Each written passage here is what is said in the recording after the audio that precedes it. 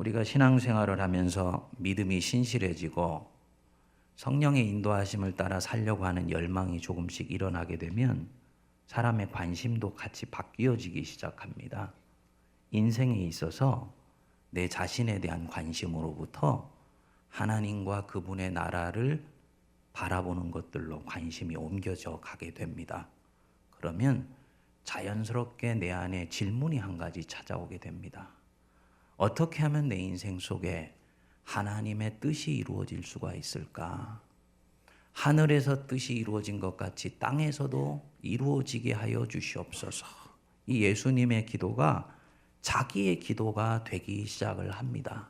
그러면 자연히 하나님의 뜻이 이루어지게 하기 위해서 하나님의 뜻을 어떻게 순간순간의 삶의 상황 속에서 분별할 수 있을까? 이 질문이 같이 일어나게 되지요.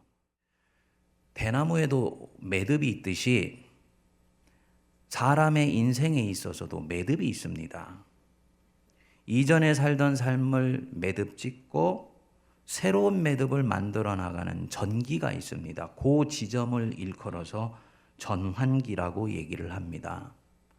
삶이 어려움에 빠지게 되었다든지 오래 다니던 직장을 실직해서 새로운 삶으로 나가야 된다든지 정신과 육체의 질병으로 고초를 겪기 시작했다든지 또 과거의 인연을 청산하고 새로운 삶을 준비한다든지 이거 다 전환기입니다. 또 환경은 바뀐 것이 없는데 어느 날 아침에 일어나 보니까 갑작스럽게 삶이 푸석푸석하고 의미가 없게 느껴지기 시작한 것입니다. 그 영적 전환기입니다. 이때는 어제까지 내가 길이라고 생각했던 것이 길이 아닌 것처럼 보이기도 하고요. 또 여러 갈래 길이 있는 것 같아서 어느 길을 선택해야 될지 몰라서 대단히 당혹스럽기까지 합니다. 이것은 우리 개인에게 있어서도 또 전환기에 있는 공동체에 있어서도 마찬가지입니다. 세문안교회는 단정적으로 얘기할 수 있건데 지금 새로 담임 목사가 와서 또 새로운 성전을 준비하는 영적 전환기이지요. 이때는 하나님의 뜻을 신실하게 분별해서 주님이 이끄시는 걸음, 성령의 이끄심에 잘 순종하는 것이 대단히 중요한 시기라고 볼 수가 있습니다. 그래서 오늘은 여러분과 함께 삶의 전환기에 있는 우리 성도님들이 어떻게 하면 하나님의 뜻을 합당하게 분별하여서 주님 기뻐하시는 남은 인생 살 수 있는지에 대해서 좀 같이 살펴보려고 그럽니다. 첫 번째로 영적인 분별의 목적은 성공이 아니라 하나님의 승리이다. 하나님의 승리, 그게 분별의 목적이에요. 성공이 아니에요. 물론 하나님이 성공 주시면은 그것도 감사하지만 그것보다 위에 그것 너머에 있는 하나님의 승리가 내 인생의 목적이고 내가 이것을 분별해 나가는 목적이다. 이것이 굉장히 중요합니다. 우리 각자가 예수 그리스도를 인격적으로 주님을 모셔드릴 때 하나님께서 성도들에게 선물을 하나 그 마음속에 넣어주세요. 보혜사 성령님입니다. 그래서 이 성령님을 통해서 하나님이 우리가 힘들 때는 위로해 주시고 우리가 곁길로 가글쓸 때는 바른 길을 가르쳐 주시고 죄를 지었을 때는 꾸짖어서 하나님께서 책망해 주시고 낙심될 때는 용기를 주시고 교만해졌을 때는 너 더 낮춰야 돼 하고 경고를 해 주시고 그렇게 합니다. 이때는 하나님이 우리를 이끌어 주시는 걸음을 볼 수 있는 해안도 통찰도 함께 열어주세요. 그래서 이 성령의 인도하심을 따라서 하나님의 뜻을 분별하여 갈 때 성도 안에 장애 요인이 크게 두 가지가 있습니다. 첫 번째로는 잘못된 동기부여, 즉 하나님의 뜻을 묻는 동기가 잘못되어 있는 경우가 있습니다. 여러분들이 여러 가지 예를 들어서 선택의 상황이 있을 때 하나님, 여기에서 하나님의 뜻이 무엇입니까? 라고 물을 때 여러분들은 왜 그때 하나님의 뜻을 물을까요? 하나님이 내 인생에서 승리를 거두시게 하시기 위해서 내가 물을까요? 아니면 성공하기 위해서 그 뜻을 물을까요? 오늘날 많은 그리스도인들이 하나님의 뜻을 묻는데 하나님의 원하시는 대로 길을 걸어가면 실패하지 않고 돌아가지 않고 고생을 좀 하기는 하겠지만 조금 덜 해서 그래서 마지막에는 성공에 이르고 행복에 이르는 그 길을 찾기 위해서 하나님의 뜻을 묻더라는 것입니다. 이것은 기독교 신앙이 우리에게 가르쳐주는 영적 분별이 아닙니다. 죄송하지만 그것은 무당집에 가서 운세 치는 것과 별반 다를 바가 없어요.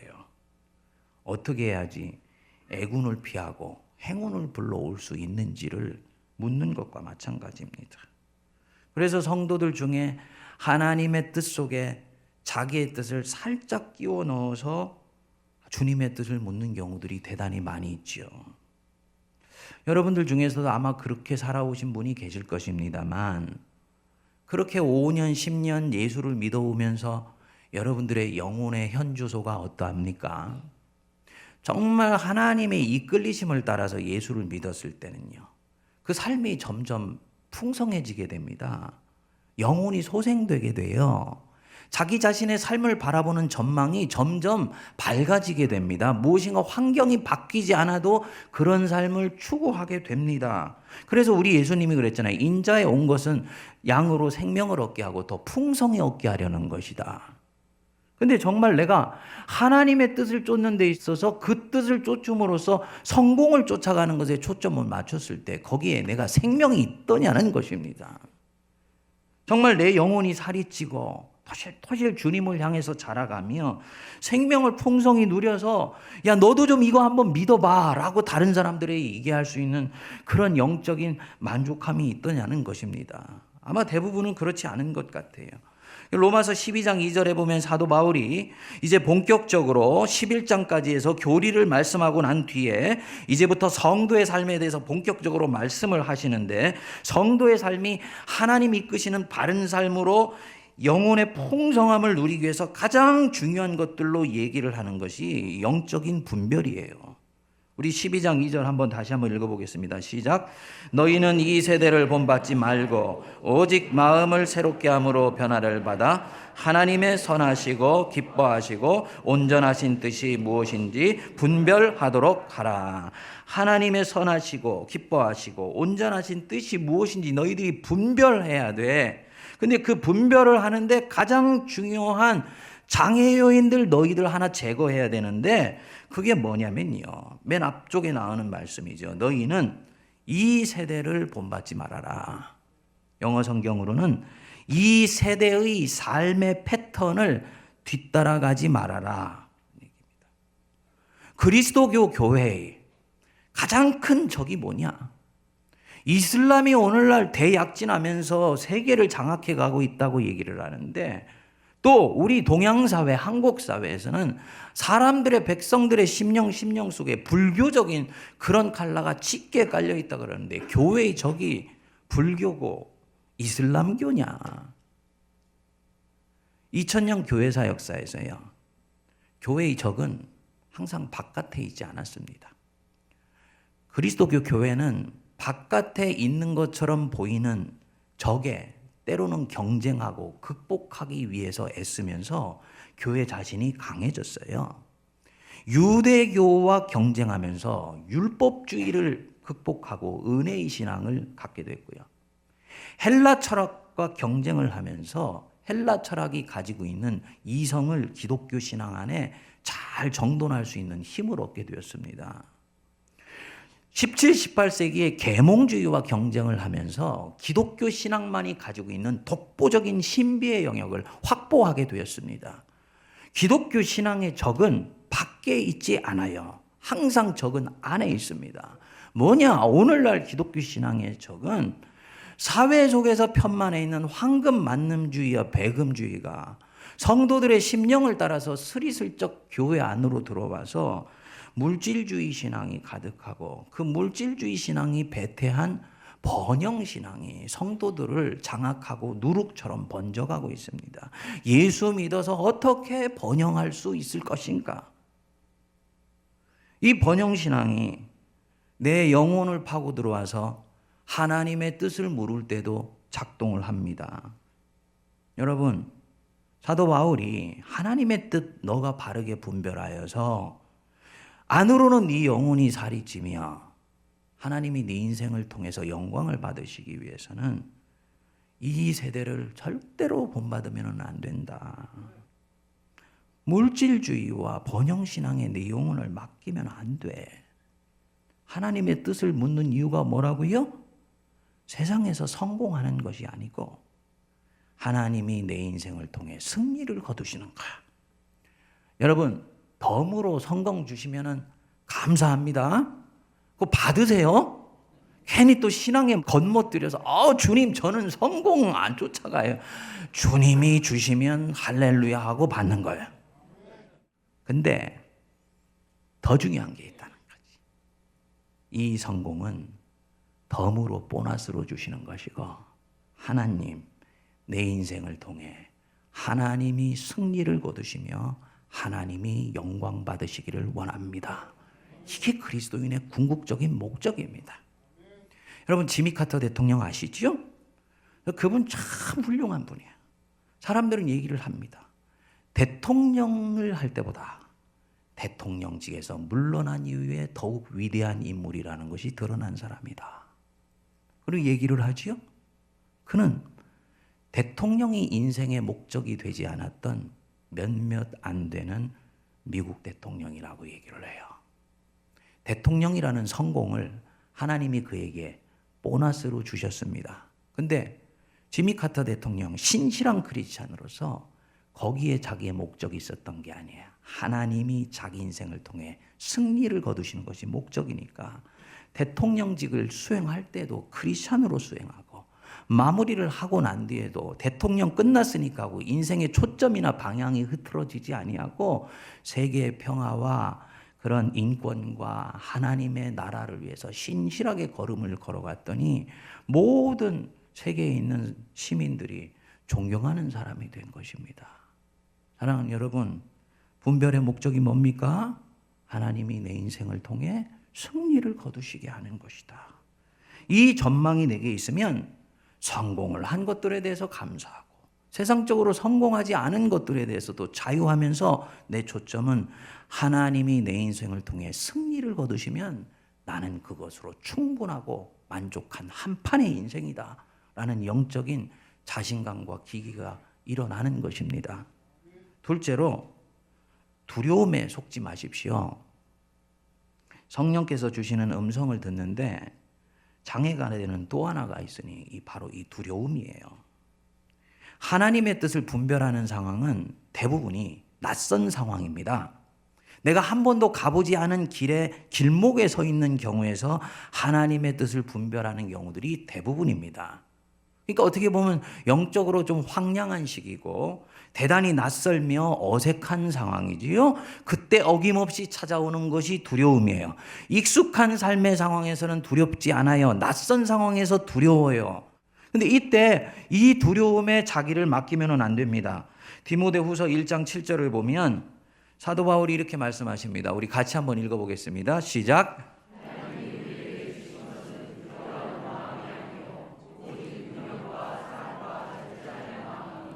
하나님이 우리에게 주신 것은 두려워하는 마음이 아니다.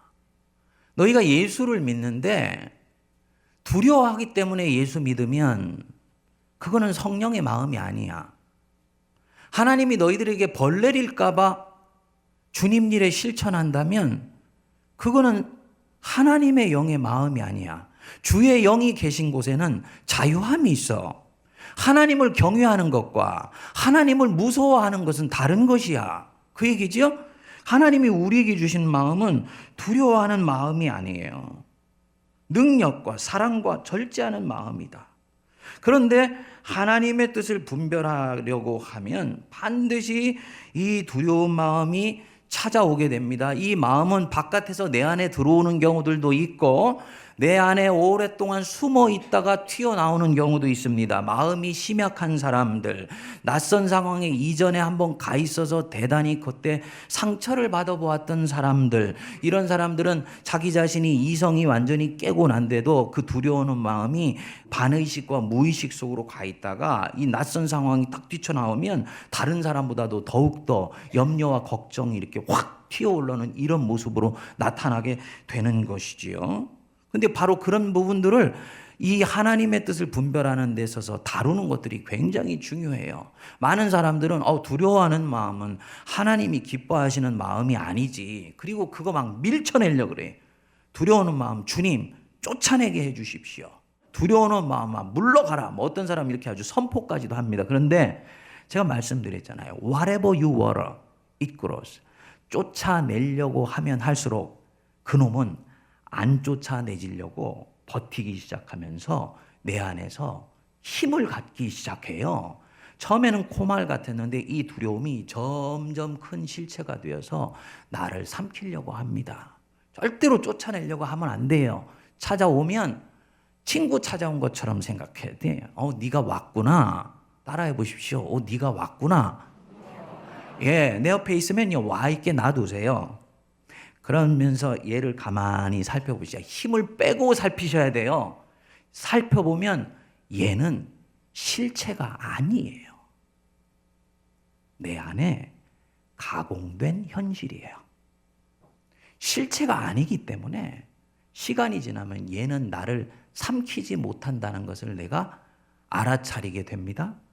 거기에 믿음이 더하여지면 나는 하나님의 자녀이고 나는 부활의 영광 속에서 살아가는 하나님의 백성이기 때문에 이것은 절대로 나를 삼키지도 못하며 잡아먹지도 못하며 나를 압도하지도 못한다는 것들이 확신 속에 다가오면서 이 두려움이라는 가공된 실체가 아침 안개가 사그러져 버리듯이 사라져 버리게 되는 것입니다. 근데 이게 처음에는 분별하기가 굉장히 힘들죠. 그도 그런 것이 자기에게 익숙해져 있던 것으로부터 벗어나 있으니까 두려움이 찾아오는 거예요. 여러분들이 그런 상황 속으로 내몰리게 됐을 때, 내가 지금 황량한 영적 광야에 내가 지금 내몰려 가고 있구나. 그 상황 속에 직면해 있구나. 하던 사업이 실패해서 완전히 거들나서 있다. 영적 광야입니다.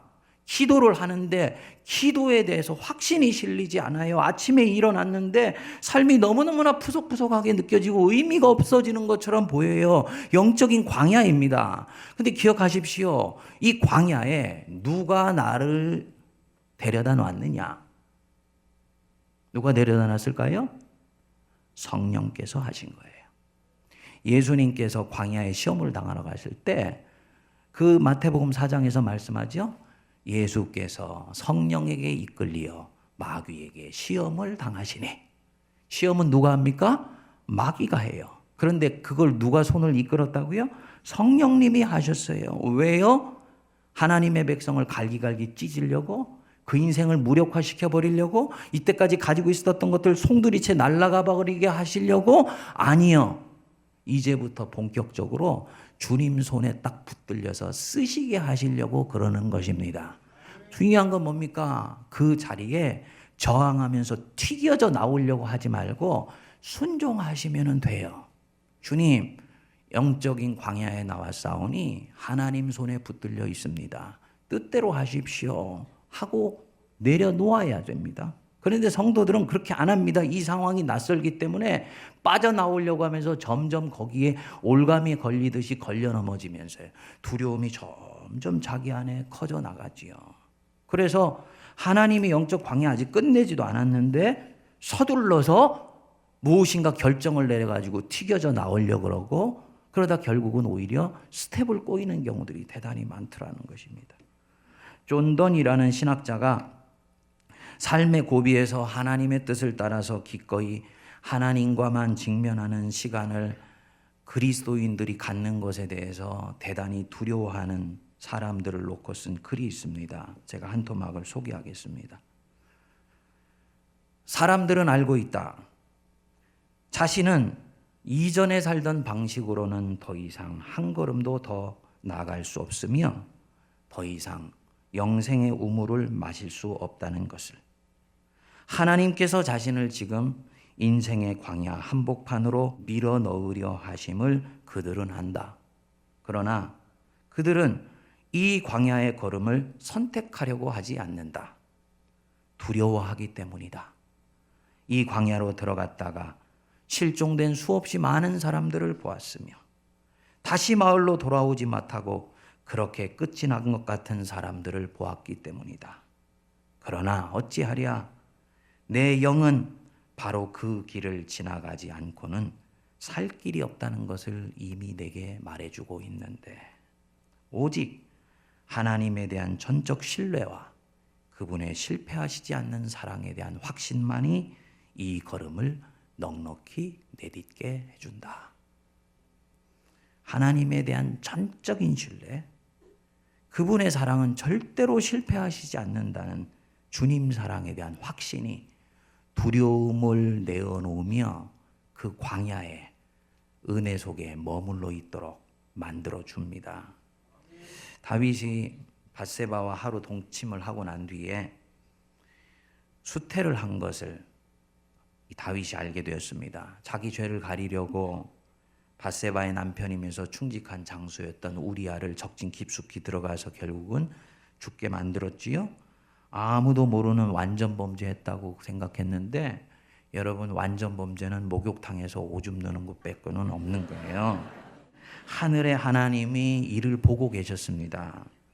하나님이 선지자 나단을 보내서 다윗을 엄하게 책망하시면서 태어난 아이가 반드시 죽을 것이며 너의 집안에 한동안 재앙이 찾아올 것이라고 경고를 했습니다. 다윗은 하나님의 뜻을 돌이켜보려고 금식을 하면서 아이를 살려달라고 간구했지만 결국 아이는 세상을 떠났습니다. 그런데 다윗이 이때 특이한 행동을 합니다. 아이가 죽었다는 얘기를 듣고는 몸을 씻고 의복을 갈아입더니 여호와의 전에 가서 경배하고 다시 돌아와서 명령하여 음식을 먹고는 국정에 복귀한 거예요. 신하들이 물었지요. 아이가 살았을 때는 그를 위하여 금식하고 슬피 울더니 아이가 죽은 이후에는 일어나서 음식을 잡수시니 이 일이 어찌 된 것입니까? 다윗이 말했습니다. 아이가 살았을 때는 내가 금식하고 울면 하늘의 하나님이 불쌍히 여기사 아이를 살려줄지 누가 알려 하였으나 지금은 죽었으니 내가 어찌 금식하랴? 내가 다시 그를 돌아오게 할 수 있느냐? 다윗의 마음이 여러분 읽혀지세요? 이분이 참으로 대단한 것이, 사람은 다른 사람의 잘못 때문에 인생이 꼬이게 되었을 때보다 자기 잘못으로 삶이 꼬이게 되면 더욱 심하게 흔들립니다. 삶도 삶이지만 자기 정죄의식 때문에 2배, 3배의 압박감과 두려움으로 이 내적으로 동요하게 돼요.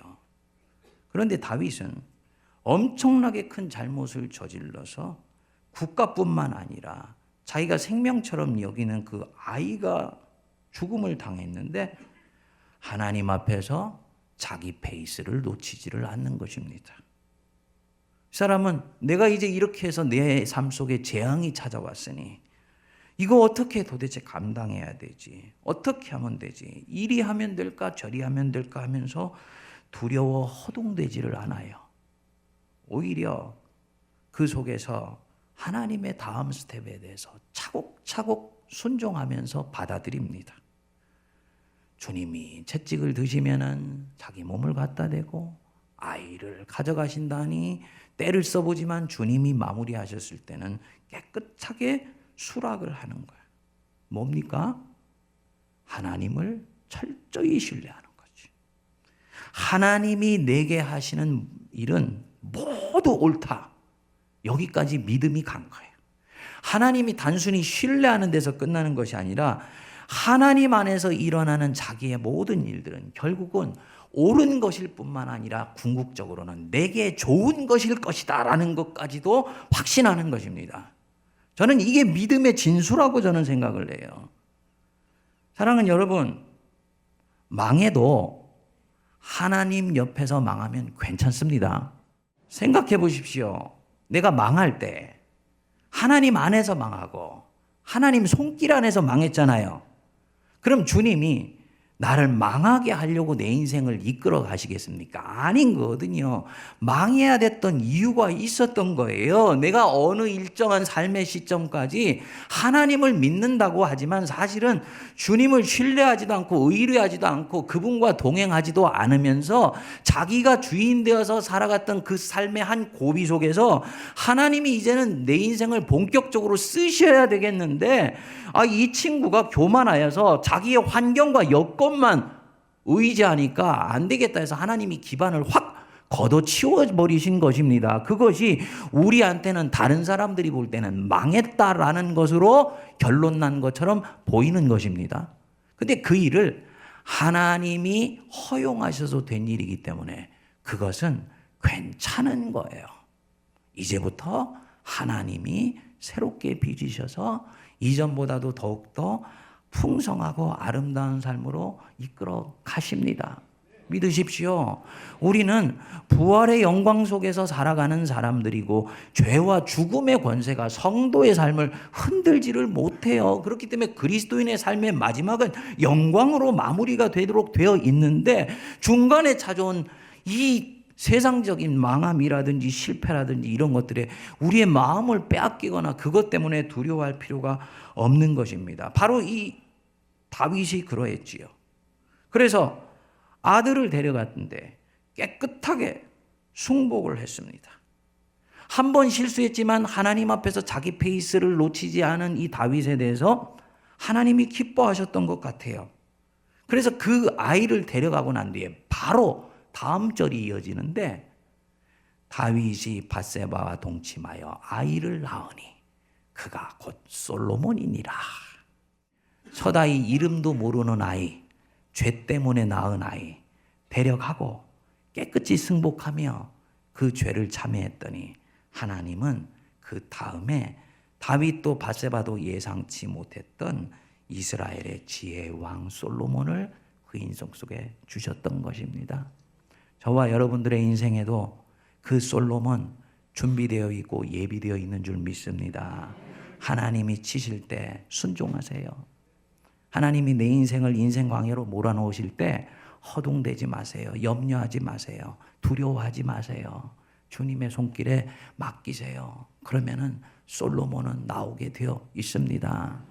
제가 미국에 가봤더니 미국에서는 자동차를 운전하는데 구글맵을 쓰더라고요. 한국에 와서 구글맵 쓰니까 이게 안 돼. 근데 제가 구글맵 보면서 제가 은혜를 받았습니다. 보통의 이 자동차 내비게이터는 길을 가다가 길을 잘못 들게 되면 처음에 갔던 원위치로 돌려서 거기서 다시 시작하게 합니다. 그런데 구글맵은요, 잘못 삐뚤어져서 간 그 자리에서 다시 최선의 루트를 찾아내서 목적지로 딱 이끌어 주더라고요. 제가 그걸 딱 보니까 와, 하나님이 백성 인도하시는 거는 뭐 어째 그렇게 유사하든지. 나는 삐뚤어질 수 있어요. 실수할 수 있습니다. 하나님의 뜻인 줄 알고 갔는데 나중에 생각해 보니까 자기 뜻인 경우도 있었어요.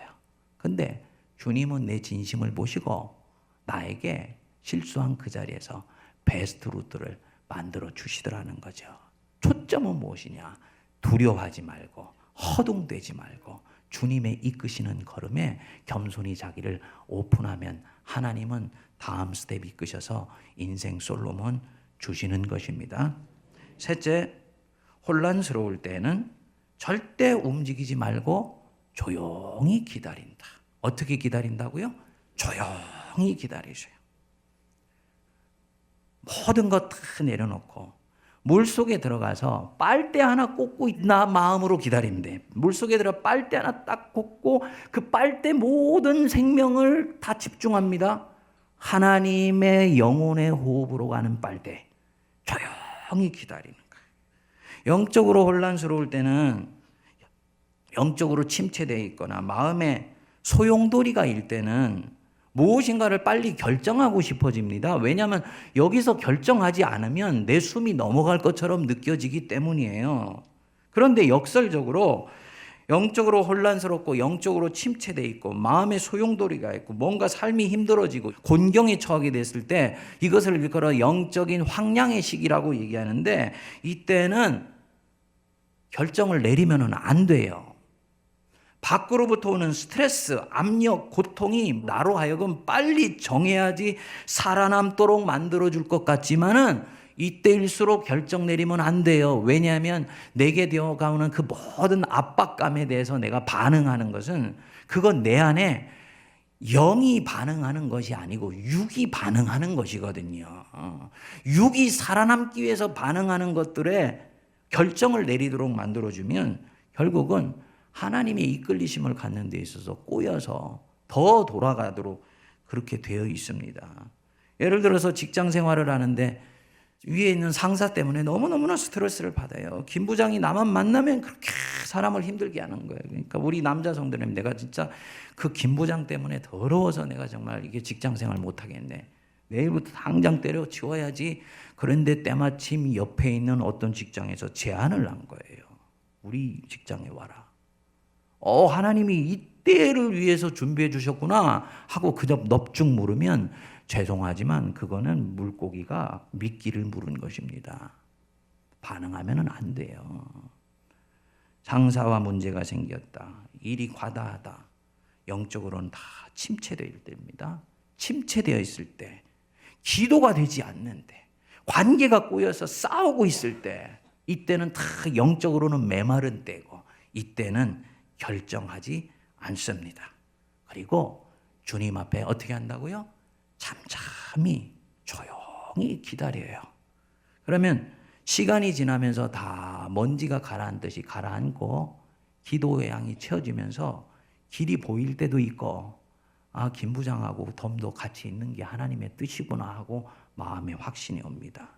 사람들은 생각하기를 힘들어졌을 때 다른 곳으로 옮기는 것이다 생각하는데 그건 영적으로 그렇지 않습니다. 오히려 힘든 것들이 지나가고 은혜로운 상황 속에서 하나님의 일들이 일어나고 다음 스텝들이 열리는 거야. 혼란스러울 때는 절대로 결정을 내릴 수가 없습니다. 그리고 혼란스러운 상황을 만들어서 결정하려고 하면 안 돼요. 우리 세문안교회가 지금 영적 전환기라 그랬잖아요. 내년도에 새성전지로 들어가면 한 1년, 2년은 영적으로 굉장히 혼란스러울 수 있습니다. 스페이스가 2배 이상 커진 가운데 교인들도 갑작스럽게 그 규모로 커지지 않았을 때는 지금 이 예배당 본당에서 예배 드릴 때 영적 컴팩트, 이 단단함과 이 서로의 찬양을 들을 수 있는 이 은혜가 전혀 작동하지를 않습니다. 예배당이 썰렁하게 느껴질 수도 있습니다. 그러니까 사람들이 그때 빨리 뭔가를 해야 된다라고 생각하는 상황으로 내몰리게 돼요. 한 번도 가보지 않은 상황이에요. 그렇기 때문에 그때 결정하는 것은 대단히 실패하기 쉽고 하나님의 뜻에 어긋나기 쉽습니다. 언제 그 부분들을 해야 되냐? 지금처럼 은혜로울 때 해야 되는. 새성전 들어가기 위해서 지금 은혜로울 때 모든 것들을 계획하고 준비하고 시스템을 만들고 시뮬레이션을 만들어서 그 새성전에 갔을 때 일어날 수 있는 일들을 미리 예상을 해서 리더들이 차곡차곡 준비해야 돼요. 그 가나안 정복 작전은 광야에 있을 때 세우는 것이지 가나안 들어가서 세우는 게 아닌 것이죠. 이 부분 말씀드리는 이유는 2018년이 그 부분에 있어서 세문안교에서는 굉장히 중요한 영적인 매듭의 시기이기 때문입니다. 여러분 기도해 주시기 바랍니다. 그래서 이 영적인 결정은 영적으로 싱싱하게 살아있을 때 내려야 내 인생에서 하나님이 승리를 거두시지요. 모세가 이스라엘 백성을 이끌고 광야로 나왔습니다. 그런데 홍해물이 앞에 딱 가로막고 있네. 뒤에는 애굽 병사가 쫓아오지 앞에는 시퍼런 홍해물이 있으니까 완도 오도 가도 못하고 딱 갇힌 신세가 된 거예요. 이스라엘 백성들이 모세한테 달려가서 아우성 치면서 소리를 칩니다.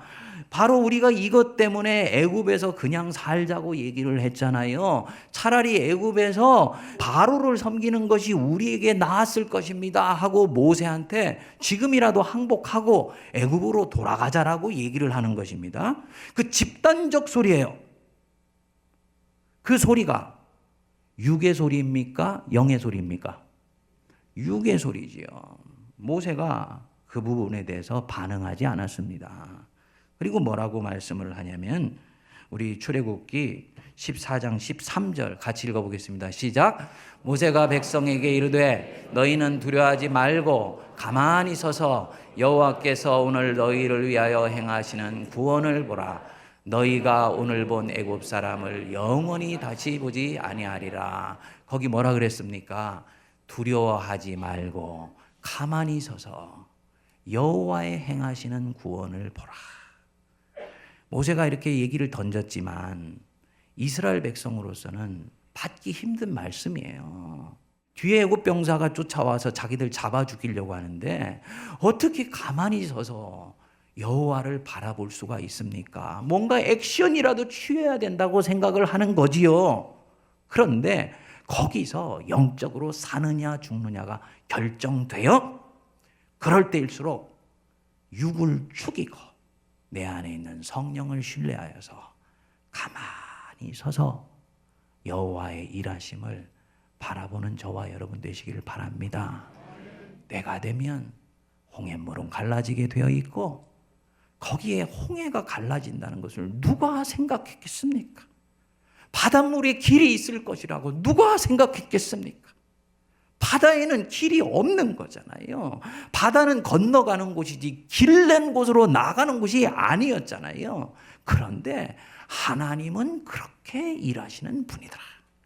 그러니까 가만히 서서 여호와가 행하시는 것을 보라.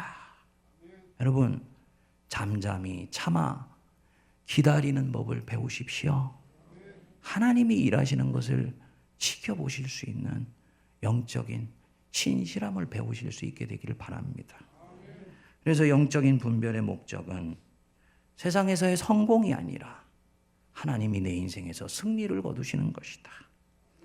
혼란스러울 때 하나님 앞에 잠잠히 참아 기다리며 원수가 내 속에 살짝살짝 넣어주고 간 두려움의 씨앗에 내 마음에 빼앗기지 아니하고 실패하시지 않는 하나님을 신실하게 바라보심으로 일상 속에서 하나님의 승리를 경험하며 하나님 뜻을 이루어드리는 복된 성도들 되시기를 주의 이름으로 축복드립니다.